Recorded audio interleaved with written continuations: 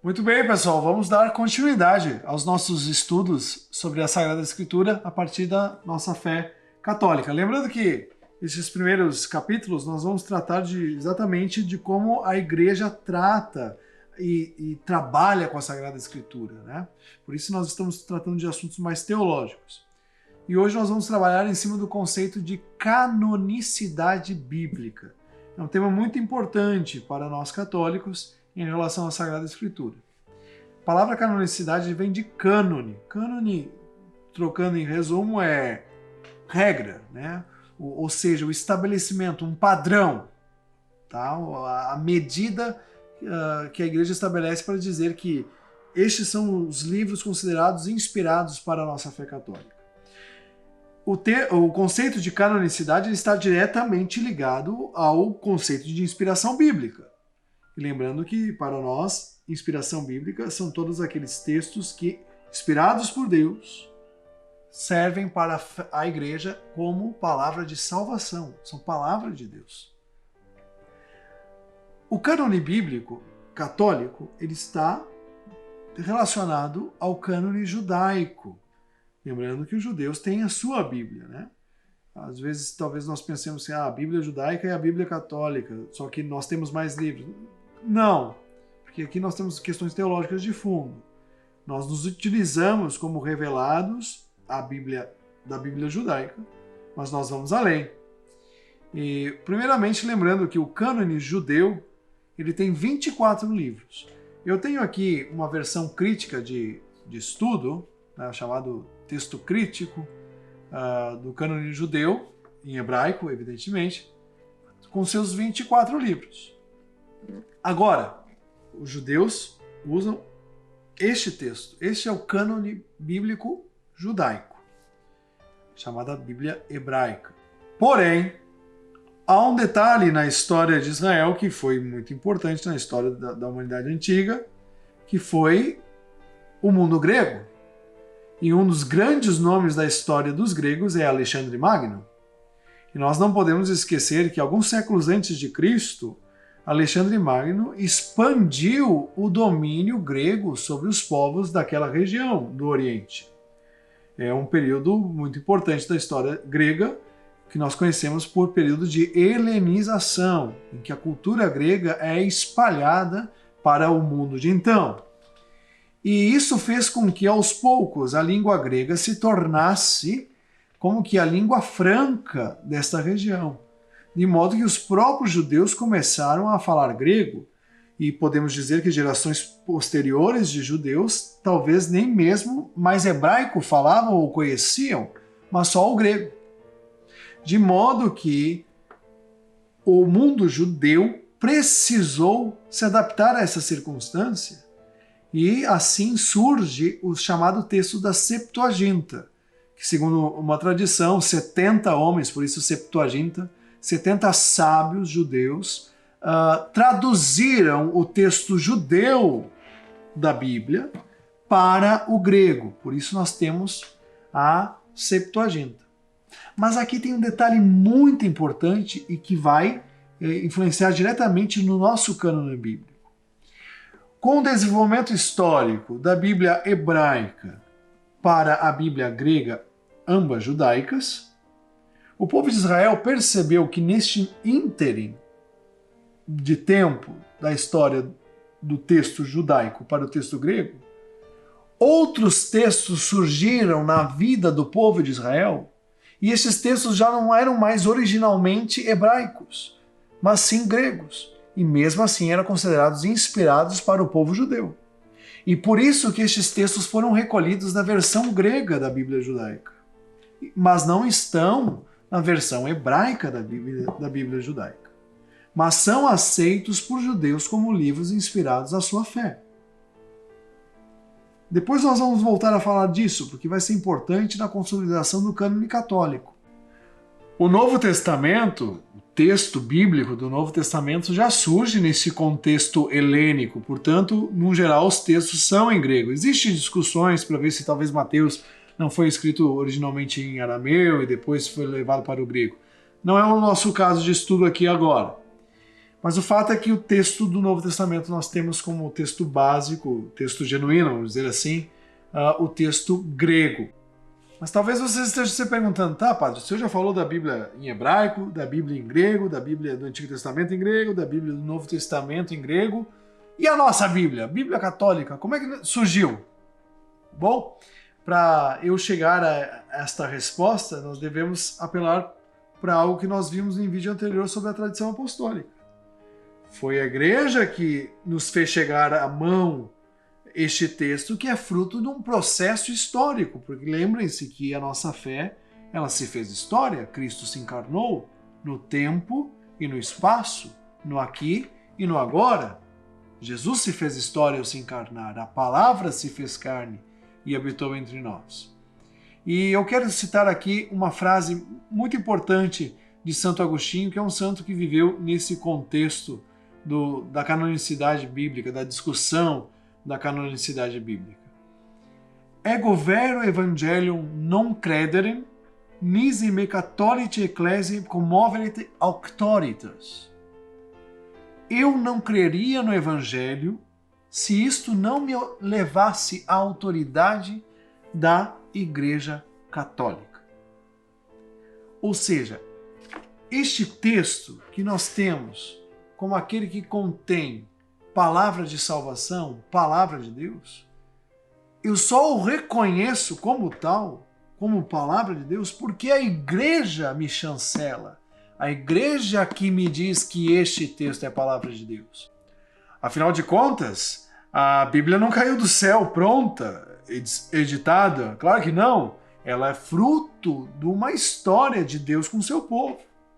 E essa frase de Santo Agostinho justamente reconhece isso, de que esta palavra é palavra de salvação, porque a comunidade para quem Deus disse essa palavra, porque Ele mesmo é a palavra, a quem Ele se comunicou, ela atesta, isto é o que nós testemunhamos, isto é o que nós ouvimos, isto é palavra de Deus.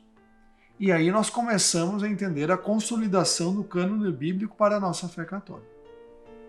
Nós católicos reconhecemos a genuinidade do texto do Antigo Testamento. O texto fundamental para nós católicos, de referência ao Antigo Testamento, é o cânone grego da Bíblia judaica. Esta versão aqui é conhecida por Septuaginta. Esta versão do texto bíblico judaico tem 46 livros, enquanto que a versão hebraica do texto judaico tem 24 livros. Talvez vocês estejam se perguntando que a igreja possa ter sido arbitrária em se utilizar do texto grego da Bíblia judaica e não se utilizar do texto hebraico da Bíblia judaica. E eu digo que não. Os próprios apóstolos citam no Novo Testamento grego o texto grego do Antigo Testamento, como se fosse isso um próprio chancelar da Igreja Apostólica ao texto da Septuaginta. Isso não quer dizer que não tenha valor o texto hebraico, muito pelo contrário, um complementa o outro, evidente que sim. Mas isso quer dizer que a Igreja reconhece como inspirados aqueles livros contidos na Septuaginta, mas que não estão contidos no texto hebraico. Aquilo que se conhece tecnicamente por deuterocanônicos. Deuterocanônicos em grego quer dizer um segundo cânone, né? Como se a Bíblia hebraica fosse o protocanônico e a Bíblia grega fosse o deuterocanônico, tendo em vista os últimos livros que contém nesta versão do cânone judaico. De forma que então a Igreja Católica recolhe este texto para o seu Antigo Testamento. Um detalhe importante é de que o Antigo Testamento é indispensável para a Sagrada Escritura. Ele é divinamente revelado e tem um valor permanente. A Antiga Aliança não foi revogada, o próprio Cristo disse que não venho abolir a lei, mas venho cumpri-la e dar pleno cumprimento dela. Pois bem, a Bíblia Católica, portanto, é a união dos 46 livros da versão grega do cânone judaico com os 27 livros do Novo Testamento que nós temos em grego. Aqui nós temos uma Bíblia considerada canônica para a Igreja Católica, segundo a tradição. Nós vamos falar um pouquinho mais disso daqui a pouco. Talvez alguns achem, algum escrito, que sejam 73 livros e não 72 livros, ou sejam 72 livros e não 73 livros. Isso é discutível, porque Jeremias, em algumas edições, está junto com o livro de Lamentações, porque é Lamentações de Jeremias, como se fosse uma continuidade do livro de Jeremias. Então, se estão ou não juntos, é o que vai determinar se são 72 ou 73 livros. Quase isso nunca mais tem acontecido, mas é possível que em alguma edição ainda se acha essa versão em que Jeremias e Lamentações vêm juntos. Este é o mundo das origens do nosso cânone bíblico. Agora, vamos um pouco mais adiante. A igreja demorou a solidificar este cânone. Evidente que após a morte do último apóstolo, João, segundo a tradição, o modo de como a igreja recebe este conteúdo doutrinal, ele amadurece no seio da comunidade, de forma que a comunidade vai entendendo que alguns livros são considerados inspirados e outros não. Lembrando que sempre o conceito de inspiração está diretamente relacionado com o fato de que este texto me serve para a salvação e o outro texto não me serve para a salvação. Este é o critério para dizer que este texto é a palavra de Deus ou não na comunidade de fé.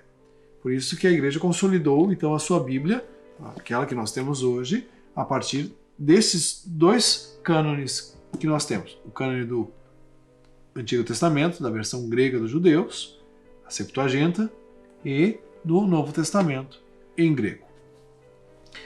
A maturação deste conceito de canonicidade no seio da igreja também tem um tempo, né, de amadurecimento, de também podemos dizer até de apreensão, no sentido de pegar para si, de posse, de que este texto é palavra de Deus para nós. Ele tem um tempo no seio da comunidade. Lembra que Deus estabelece uma história com o povo. Isso tem um tempo, precisa de um tempo, né?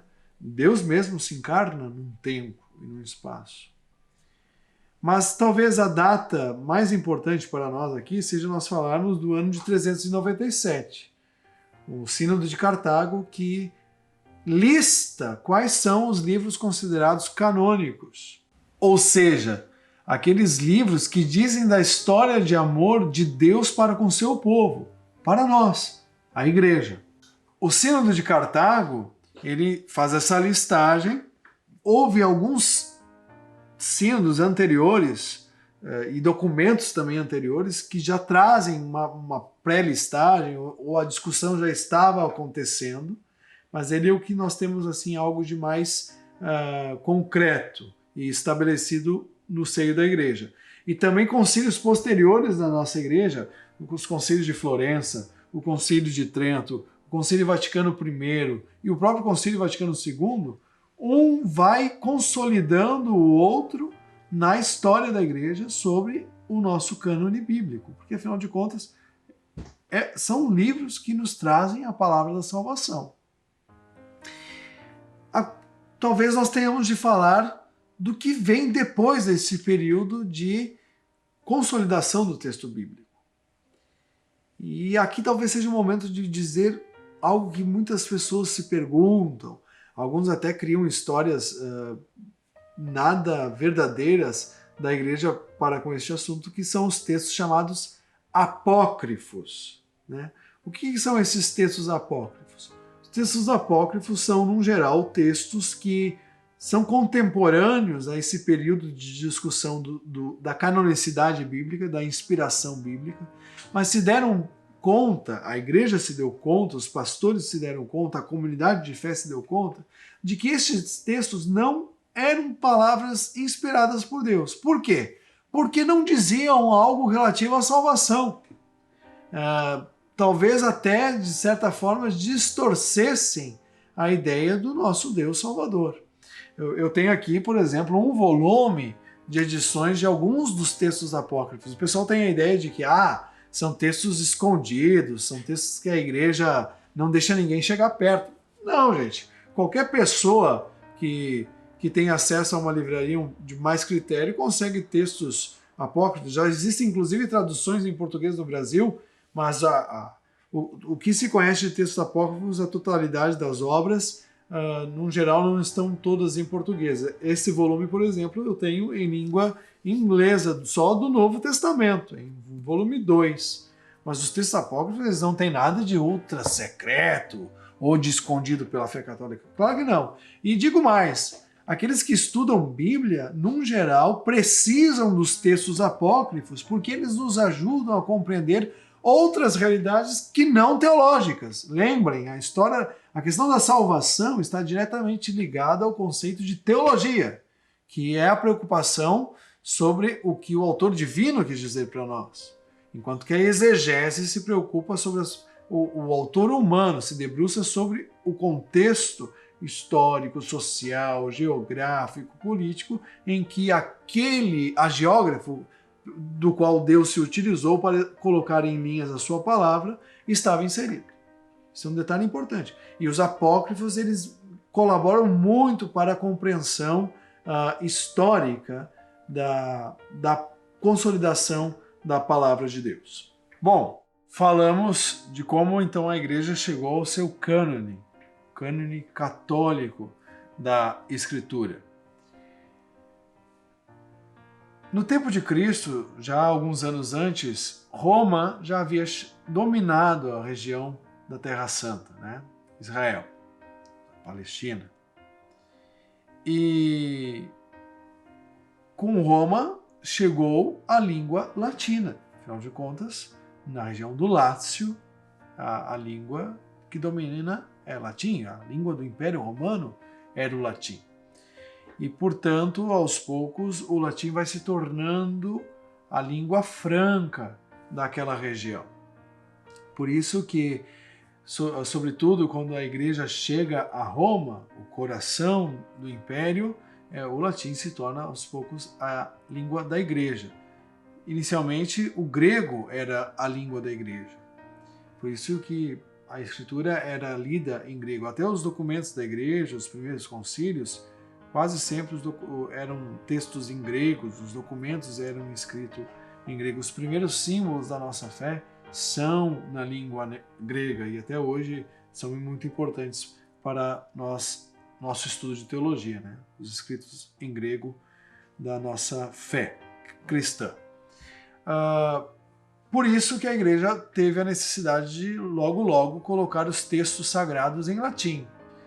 Esse agrupamento de escritos latinos da Sagrada Escritura são conhecidos por Vetus Latina, uma versão antiga em latim, né? O velho latim, vamos dizer assim.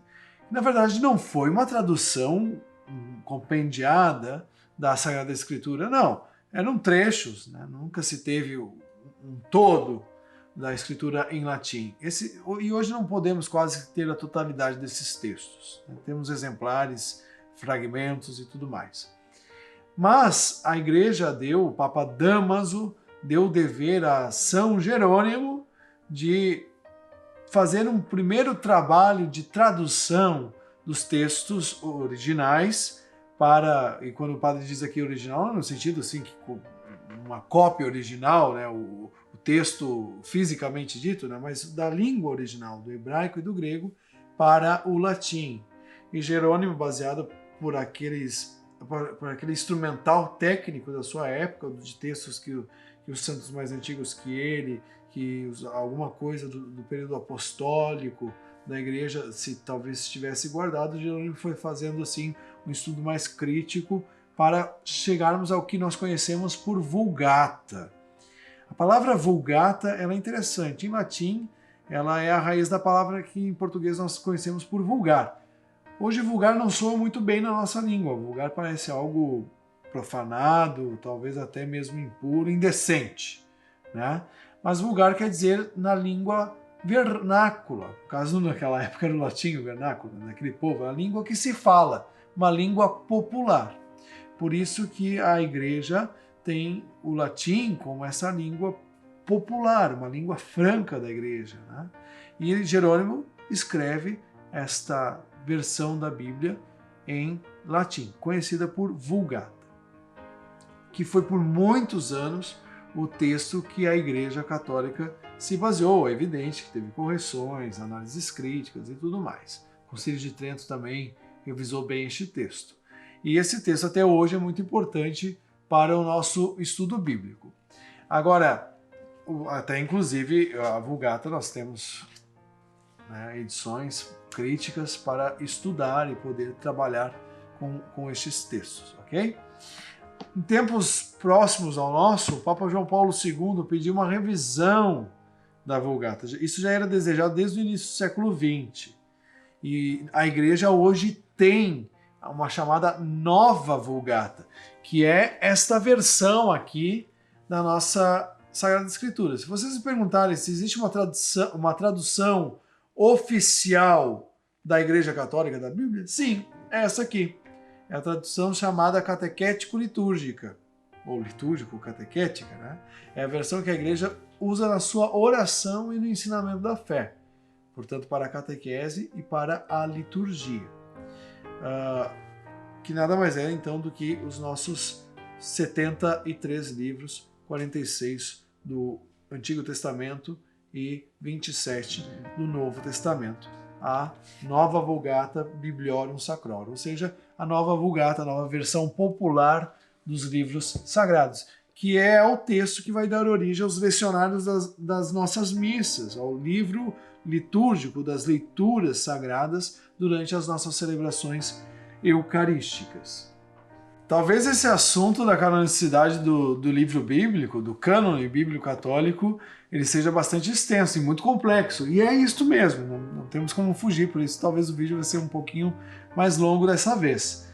Mas temos que ter presente que a nossa Bíblia, ela nada mais é do que a narrativa de amor que Deus construiu com o seu povo. E essa narrativa não surgiu ontem, né? Imagina, só a igreja a partir de Cristo nós temos 2000 anos.